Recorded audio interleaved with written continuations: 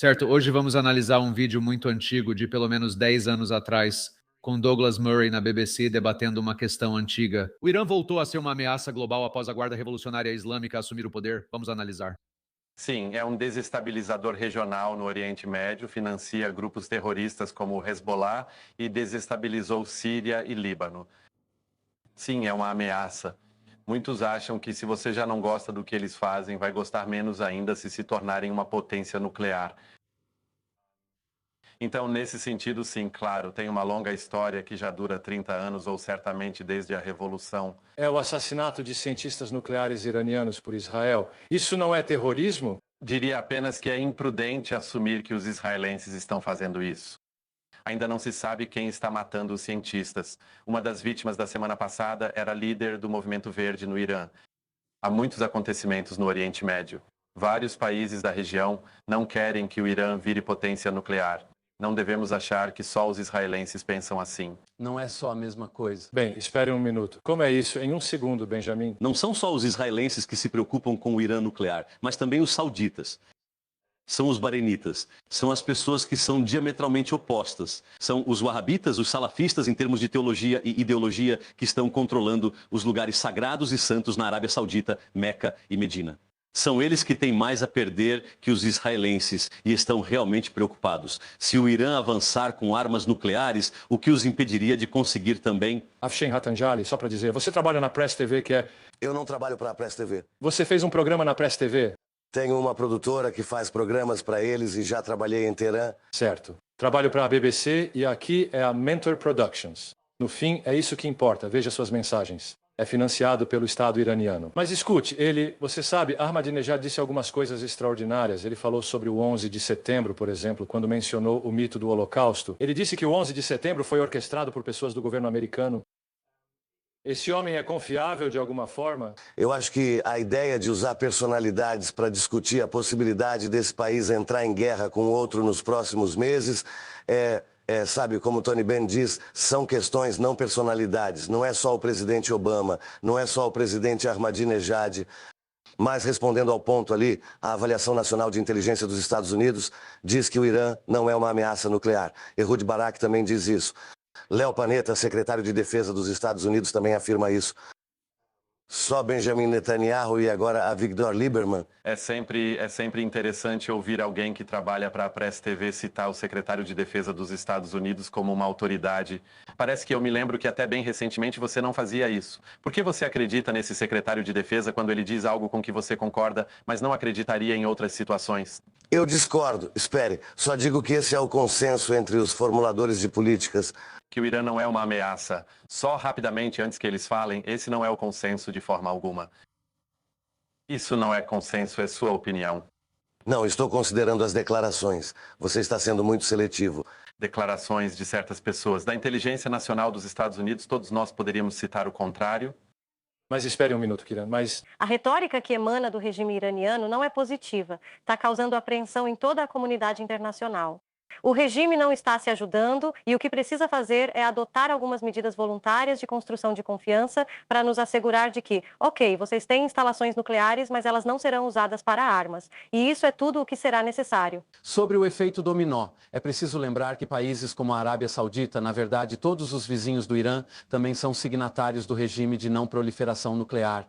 Então, se eles começassem a fabricar armas nucleares, estariam violando gravemente seus compromissos internacionais. Como você acha que os aliados deles nos Estados Unidos reagiriam a isso? Segundo ponto, precisamos lembrar que se Israel atacasse o Irã, estaria em grave violação da Carta da ONU, seria um ato de agressão. Você só tem permissão para atacar outro Estado em legítima defesa, na ausência de qualquer evidência de que o Irã esteja realmente fabricando armas nucleares. Eu gosto do Irã. Eu amo o povo iraniano. Fico feliz em ouvir isso. Há muita história no Irã, a cultura persa, etc. Eu não quero que Israel ataque o Irã. Eu não quero que ninguém ataque o Irã. O que eu quero é paz e estabilidade na região. Porque o que acontece na região tem um impacto. Quem são os guerreiros e os belicistas? No Oriente Médio, caramba, quanto tempo nós temos? Sabe, temos ditadores, temos regimes, os salafistas, os wahhabistas. Ahmadinejad é um belicista. Ahmed tenta ser um belicista. Se ele está só falando da boca para fora ou não, Eu não sei. Tudo bem, vamos lá. Então, Steve, como você está? Bom dia, Tom. Acredito que ninguém é extremo. Não entendo o que é extremismo. Ninguém é extremo para Allah subhanahu wa ta'ala, que não mataria nada. O Islã não diz para ninguém matar ninguém. Quem é voltado para Allah subhanallah não mataria nenhuma mosca, muito menos um ser humano. São apenas as pessoas más, pessoas malignas que estão matando as pessoas. Isso não tem relação com o Islã. A reputação do Islã está sendo prejudicada por essas pessoas más. Não me importa se é Salafi, Wahhabi ou qualquer outro. E quanto a Diana? E dentro do país? O problema, na verdade, é que não é a comunidade muçulmana. São os extremistas que são os culpados, eu acho, e fazer todas as mudanças no mundo. Eu acho que um dos problemas no Irã é o governo dos extremistas, que tem muito poder, e as atividades que eles estão fazendo ao redor do mundo. As atividades que eles estão fazendo ao redor do mundo. As atividades que eles estão fazendo ao redor do mundo. E neste país, novamente, nós temos extremistas. E estamos enfrentando esse problema até mesmo em pequenas coisas, como permitir que o Tribunal da Sharia opere no Reino Unido. Sabe, todas essas atividades estão ligadas. Steve, você é de uma igreja local, certo? Pentecostal evangélica. Você tem orado por alguém no Irã, não é? Conte rapidamente essa história para nós. O senhor Youssef Nadarkhani está preso há muito tempo no Irã por liderar uma igreja cristã, o que é ilegal.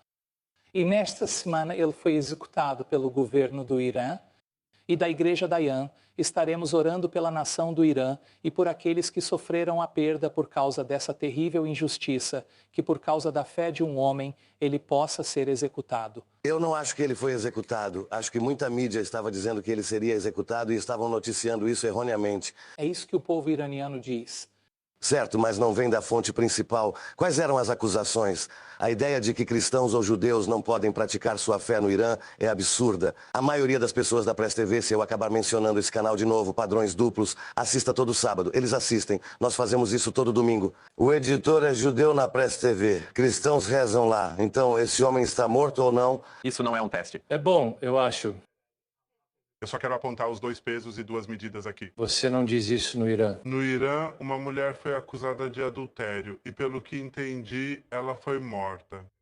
Ela foi apedrejada até a morte. Vai ser incrível. E houve indignação neste país. Mais ou menos na mesma época, na Arábia Saudita, uma mulher foi decapitada porque alguém disse que ela colocou uma maldição neles e que ela era uma bruxa. E ela não era. Eu também tenho uma notícia da Grã-Bretanha, um pouco. Na Argélia? Aleluia. Olá. Sophie. Houve barulho. Na verdade, debati isso com alguém. E David Cameron estava lá visitando as autoridades sauditas, apertando as mãos e abraçando. Olha... Mas é a questão dos 2 pesos, 2 medidas. Douglas Murray, e quanto à questão dos 2 pesos e 2 medidas? Se são nossos melhores amigos e deixamos passar, é absurdo achar que só há um problema na região. Quero dizer, se você pegar qualquer um desses fios no Oriente Médio, se você olhar para onde eles levam a 2 grandes problemas, Arábia Saudita e Irã. A Arábia Saudita espalha sua propaganda wahhabita pelo mundo e poluiu uma vertente dominante do Islã, causando um terrível prejuízo para muçulmanos no mundo todo. E do Irã, você viu essa ideologia particular que os comunistas seguem há mais de 30 anos, que financiou grupos terroristas por toda a região. Pensar que é só um problema ou que não se deve lidar com cada um separadamente por serem muitos é absurdo. Isso é um movimento de libertação? O movimento de libertação defende o sem voz no Oriente Médio, enquanto a Grã-Bretanha apoia a Arábia Saudita. E usa arma para matar. Não foi um movimento de libertação que matou Rafik Hariri com armas nucleares. Não foi um movimento de libertação que matou Rafik. Rapidamente, Peter. Acho que há pelo menos outro problema muito sério na região, que é a ocupação de terras palestinas na Cisjordânia pelos falsos. Levantem as mãos se vocês acreditam. Ok, então isso foi só mais um trecho. Sobre se o Irã é ou não um perigo com armas nucleares e tudo mais. E, obviamente, é difícil imaginar por que isso ainda é motivo de debate. Sabe, eles estão criando todo esse material nuclear, desenvolvendo tecnologias nucleares lá para aumentar e purificando a níveis além do que as agências nucleares internacionais dizem ser para fins pacíficos. E está claro que eles estão tentando, que estão tramando algo durante todas essas décadas. E sabe, se eles só quisessem usinas de energia e ter energia limpa para o povo deles, tudo bem para eles. Mas isso já deveria funcionar há décadas, se esse fosse realmente o propósito deles. Então, só uma coisa interessante é que a gente tem muitos desses argumentos. E especialmente no final, você viu com a Palestina, terra ocupada e tudo isso.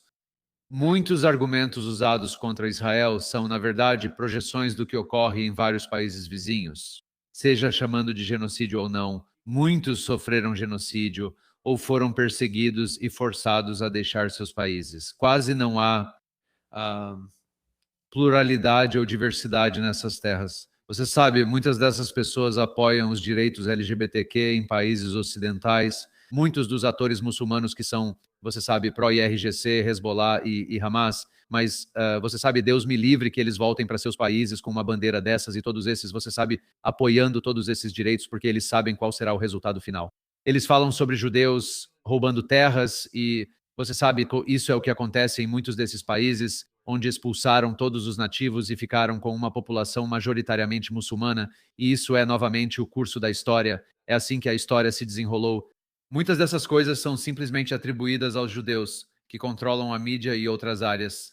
Você sabe, toda nação tenta projetar seu poder à sua maneira, e você sabe, Israel tem o direito de fazer isso assim como qualquer outro país. Quando cercados por nações em guerra e estados falidos, precisamos agir para garantir nossa segurança e proteger nosso povo. Quero terminar com uma nota mais positiva. Sei que todos estão revoltados e há histeria sobre a decisão de Trump de encerrar a guerra, mas sabemos que ela não acabou. Isso é algo que provavelmente vai continuar, infelizmente, por muitos anos ainda. Mas muita gente está chateada com Trump. E como você pôde nos impedir? E como você pôde nos impedir de derrotar o CGRI, derrubar o regime e derrubar o Hezbollah? Acho que você sabe, nós temos cooperado com os Estados Unidos há tanto tempo. Nós já vimos sinais disso. Quando a América diz para parar, nós realmente não temos a influência e o poder para fazer isso. Infelizmente, não podemos seguir sozinhos. E Trump é uma figura muito poderosa, um aliado poderoso, e nós o respeitamos com certeza. Mas temos que perceber que isso está fora do nosso alcance. Não adianta nos chatearmos com isso. Eu só queria terminar de forma mais positiva. É que há algo que podemos fazer, sabe? Felizmente, parece que muitos soldados estão voltando da guerra depois de 3 anos de combate, meses de luta contínua em Gaza, no Líbano e, quem sabe, no Irã, talvez até alguns agentes do Mossad que estiveram lá. Mas as pessoas vão voltar. E se você mora em Israel ou fora de Israel, mas se conhece uma dessas pessoas, pode apoiá-las. Muitas famílias enlutadas estão de luto por alguns de seus filhos e filhas que morreram em toda essa série de guerras desde 7 de outubro. Você pode fazer algo, você pode ajudá-los, você pode conversar, se aproximar deles, ajudá-los, apoiá-los financeiramente ou simplesmente com um sorriso e uma conversa. Podemos fazer muito para apoiar nossos soldados corajosos. Estou na América do Norte e, infelizmente, não posso estar lá para ajudar, mas, felizmente, eu faço doações e apoio muitas causas lá. Então, novamente, se você está na América do Norte, apoie qualquer causa que ajude a construir a terra de Israel e que apoie nossos soldados. E você sabe, infelizmente, parece que ninguém sabe o quanto falta para a segunda rodada com o Irã, mas infelizmente a Guarda Revolucionária Islâmica ainda está lá. Eles ainda são nossos inimigos jurados. Eles nos chamam de pequeno Satã e seja lá o que mais. Mas faça atos positivos de bondade, faça mais boas ações, ajude outras pessoas, faça atos de bondade. Acho que é disso que precisamos nessas semanas de trégua dos combates. Use essa oportunidade para ser gentil, praticar mais bondade e trazer mais coisas boas para este mundo. Obrigado por estar conosco, sou Israel Lachai.